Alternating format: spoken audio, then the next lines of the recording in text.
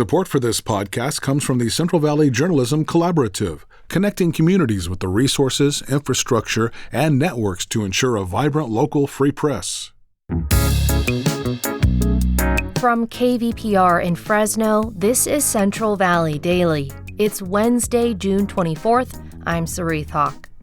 A recent policy change means some kids and young adults who used to be protected from deportation no longer are. It's just a complete dismantling of every angle of protection that they've had.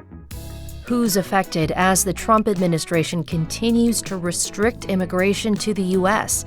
That story coming up later in the show. But first, these headlines. The Fresno City Council passed a record-breaking budget for the next fiscal year. The vote Tuesday was unanimous. The $2.5 billion budget for 2027 is the largest in the city's history.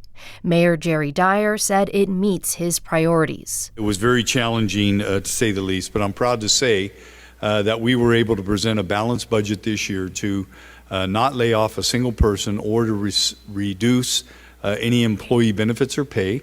And I believe we were able to also retain the essential services that the community of Fresno have come to expect. The budget includes $2 million in grants to support an early learning and child care initiative. It's being pushed by Councilmember Tyler Maxwell. Councilmember Annalisa Perea said the budget is, quote, the most family-friendly budget the city has ever seen. Community Health Systems and Blue Shield of California have reached an agreement for a new multi-year contract after a months-long dispute. Community Health System confirmed the developments Tuesday, announcing community facilities will rejoin Blue Shield's network effective immediately. The agreement is retroactive, meaning that claims for services received since February 1st this year will be processed as in-network for Blue Shield members. The two providers have been trying to negotiate since their agreement expired at the end of January. California's Fair Political Practices Commission brought a $31,000 fine against Governor Gavin Newsom last week for failing to report charity or behested payments on time. Cap Radio's Laura Fitzgerald has more. Behested payments are when an elected official asks someone to donate to a charity on their behalf. The payments are completely legal, as long as the official asking for the payments reports them within 30 days. The FPPC found Newsom failed to report 36 behested payments on time during 2024 and 2025. Most were for the California Fire Foundation, a nonprofit that was supporting recovery efforts after the LA fires. Newsom and his staff solicited payments from a number of corporations, including Uber Eats, BlackRock, Lockheed Martin, and Anthem Blue Cross. Most were between $200,000 and $500,000 to the nonprofit. The FPPC says the governor did report the payments before the commission's enforcement division contacted his team. According to Newsom's office, it was delayed in filing its paperwork with the FPPC because the governor was focused on emergency response following the fires.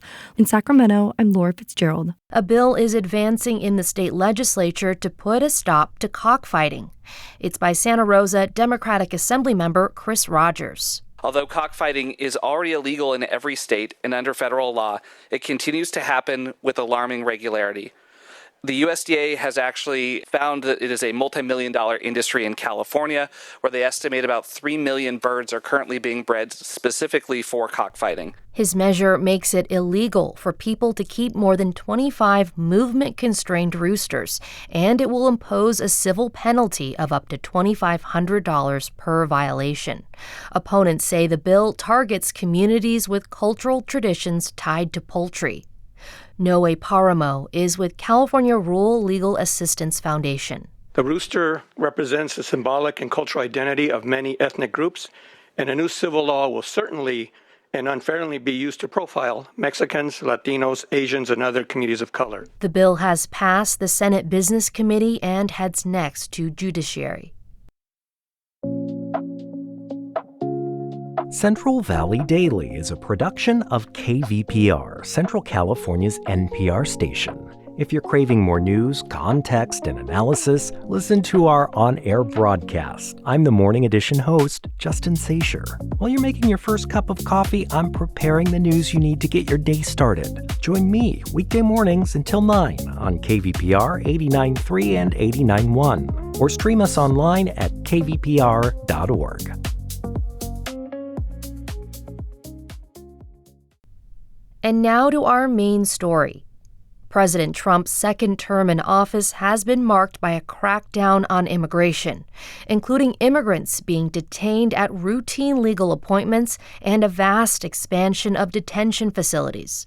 But now, in a new wrinkle, the government has ended a program that protected even some kids from deportation, including many who arrived in the U.S. as unaccompanied minors, without a parent and without legal status.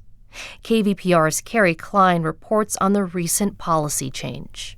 Christina McKibben-Sias works with a lot of unaccompanied minors. She runs an organization based in Sacramento and Fresno called the Community Justice Alliance. We've been able to develop a team of attorneys, social services staff, and also youth mentors.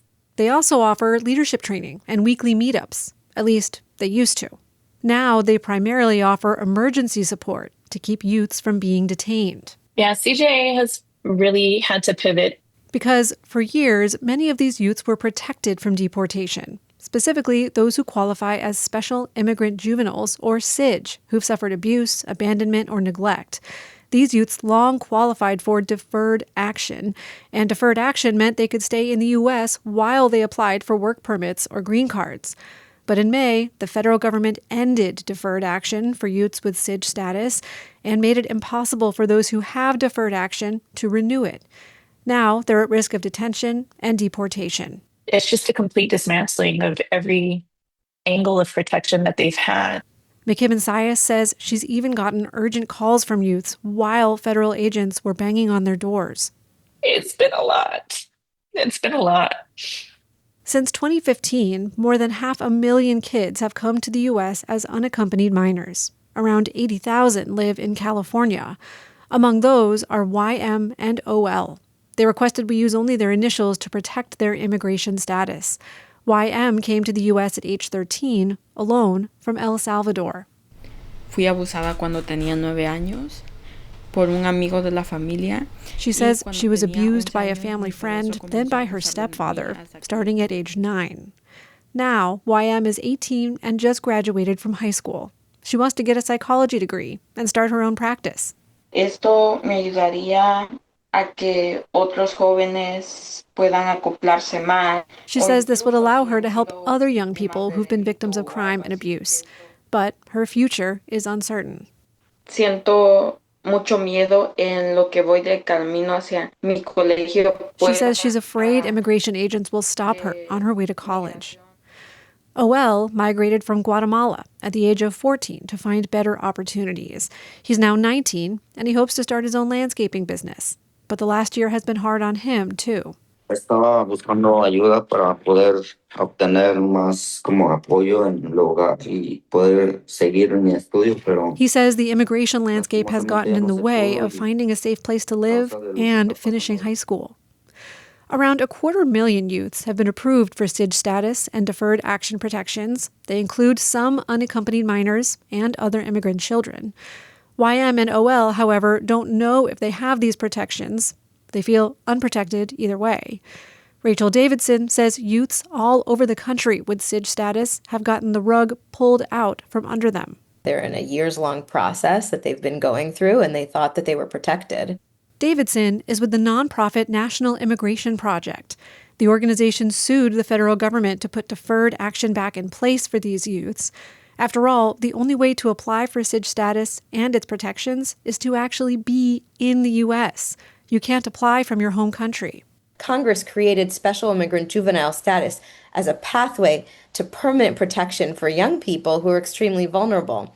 And if you interrupt the pathway by deporting them in the middle, that means that you're not understanding the purpose of the statute, which is to protect them. Plus, she says there's a long backlog to apply for SIJ, leaving some youths vulnerable for years.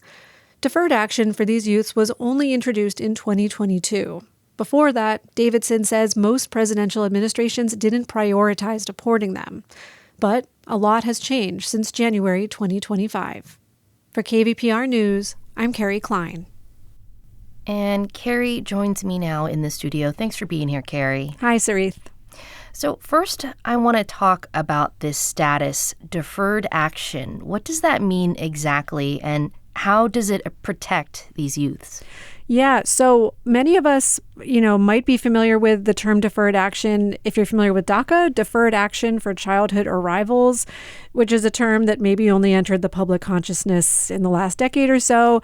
And that's where a completely different group of people, people who were brought here as kids by their parents without legal status, they're protected from immigration action. Their DACA recipients typically have been allowed to be in the U.S.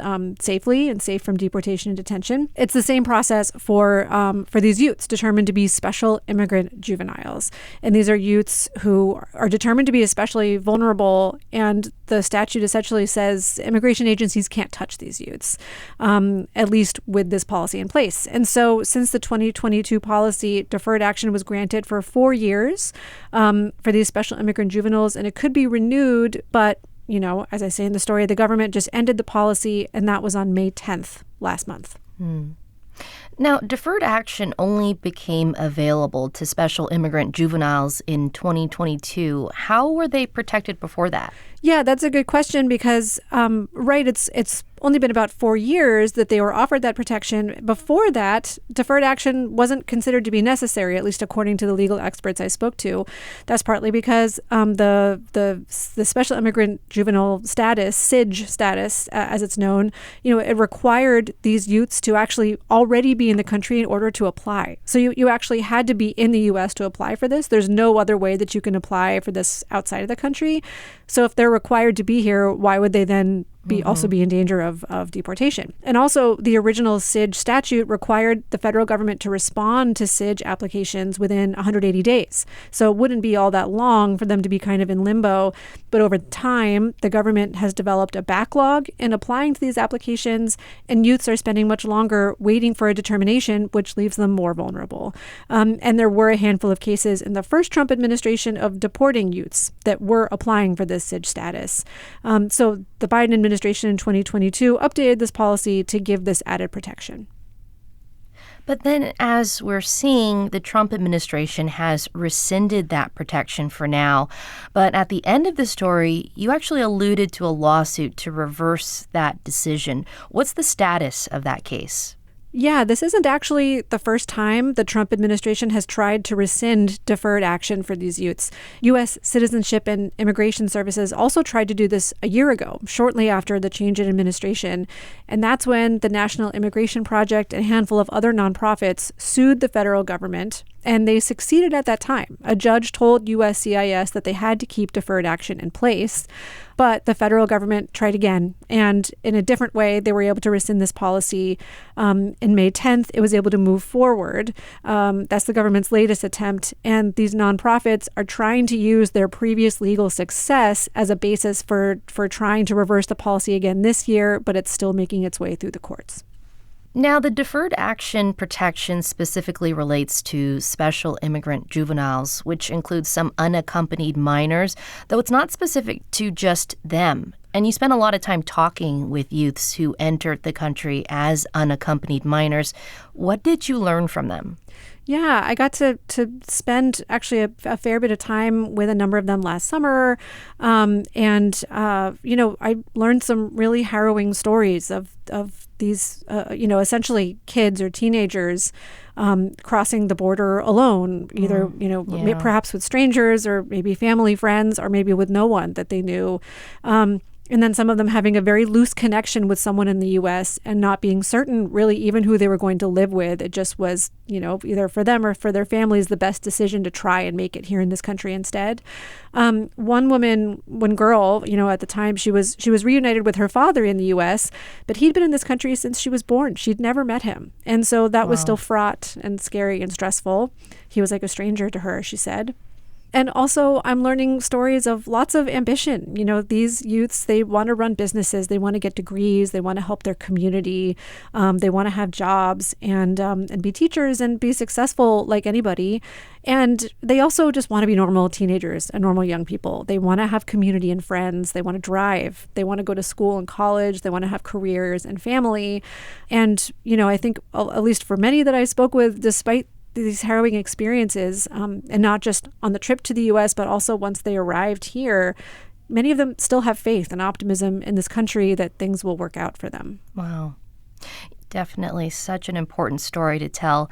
KVPR Associate Editor Kerry Klein, thanks so much for sharing your story with us. Yeah, thank you.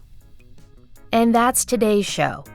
If you have feedback or a story idea, don't hesitate to reach out. We cover it all at Central Valley Daily and want to hear from you. Email us your pitch or just say hi at podcast@kvpr.org. Today's episode was produced by Kerry Klein, Crescencio Rodriguez Delgado, and KVPR, with support from the Central Valley Journalism Collaborative. I'm Sarith Hawk. Find the latest local news anytime at kvpr.org.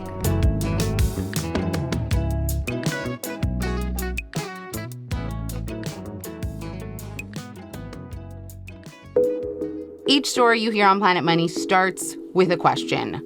What happens if we refund tariffs? Why are groceries so expensive? At NPR, we stand for your right to be curious, because the forces shaping our world can be hard to see. Follow NPR's Planet Money wherever you get your podcasts and start seeing how the economy really works.